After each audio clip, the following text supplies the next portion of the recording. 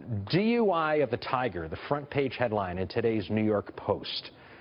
Former world #1 golfer Tiger Woods arrested early yesterday morning in Jupiter, Florida, charged with suspicion of DUI, driving under the influence of alcohol or drugs. Tiger spent around 4 hours in jail yesterday. He was released on his own recognizance. Later in the day, he released a statement which in part reads, "I want the public to know alcohol was not involved. What happened was an unexpected reaction to prescribed medications." He says, "I didn't realize the mix of medications had affected me so strongly." Now, according to TMZ sources, an officer smelled alcohol on Tiger's breath, and that Tiger refused a breathalyzer, which in the state of Florida would equal an automatic loss of the suspension and also an arrest for Tiger Woods.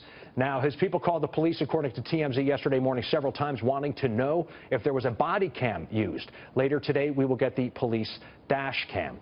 Interesting story here involving Tiger Woods when you just consider what has been of his earnings on the golf course. What does this do now for Tiger Woods from the endorsement side? Look at this. We should point out, Nike stayed with Tiger. The incident where he, with the golf club and his wife, which kind of exposed his extramarital affairs, that was back in Thanksgiving week in 2009. Nike stood by him after that. They built their entire golf line around Tiger Woods.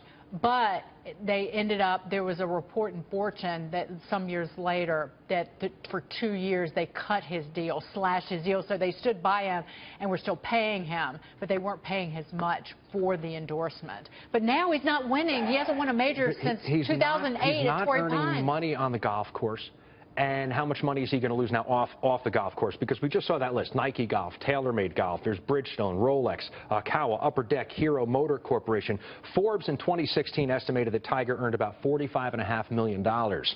But most of that is all from endorsements. His endorsement power now is about half of what it was in 2009.